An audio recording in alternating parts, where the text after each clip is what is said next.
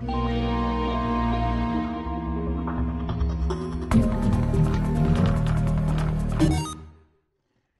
what is going on, everybody? Jerma here with a gameplay commentary. In the background of this video is going to be some Diablo 2 Lord of Destruction expansion, playing with Boo, or Shpoo, in the game Shpee, or Boo is a Shpee.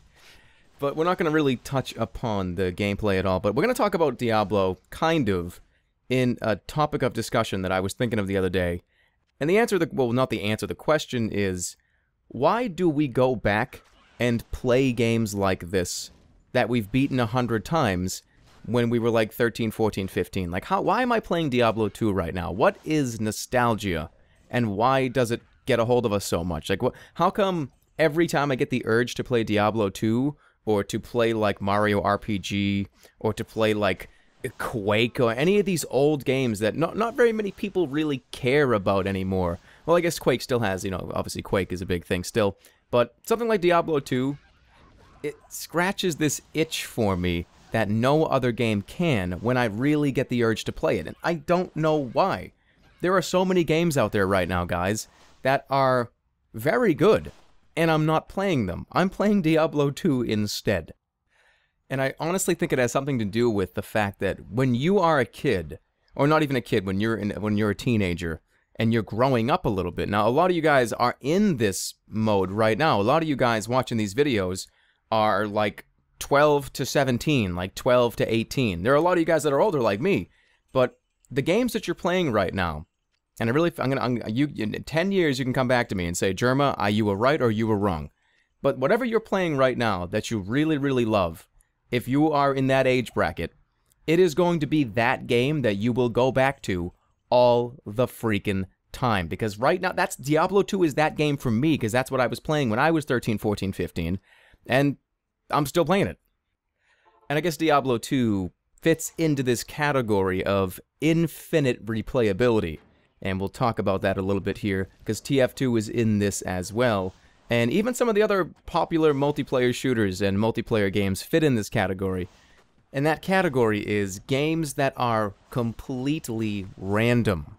No matter how many times you play the game, you will never have the exact same experience. And it's games like that that will never die. They will never die because of that. If I load up Diablo 2 and I play a session like I'm playing with Boo, we're going to have a different experience because different stuff's going to drop.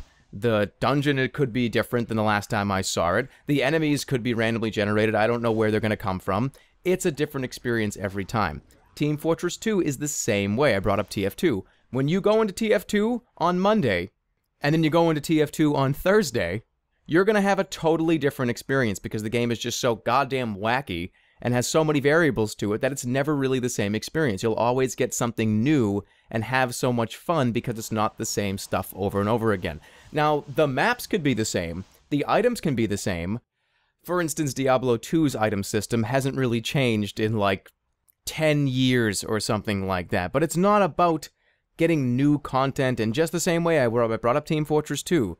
It's the random encounters of the experience. When you play TF2, we've all been in situations like this, where you pull out the half Satoichi like you saw the video a couple days ago, and I killed like 7 people in 8 seconds. Like, that will never happen again unless the planets align correctly for me. So it's situations like that what I'm talking about.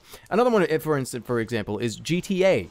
How many times have you been in GTA and seen something and gone, oh my god, that was ridiculous, that'll never happen ever again? And when a game has those moments happen so often, you can never get sick of them. You will never get sick of that game because you're always looking forward to the next ridiculous thing that's going to happen. And I opened on nostalgia, and I guess I'll close on nostalgia as well. The whole purpose of this video has been me explaining why I think nostalgia exists, for me at least, and it's because of replayability. But sometimes it's not. Sometimes it's really not the case. Sometimes you just have an emotional connection to a game, and a lot of you guys know that one for me is the Neverhood, and we all have that game. We all have that thing that we love, that we all pay that much attention to.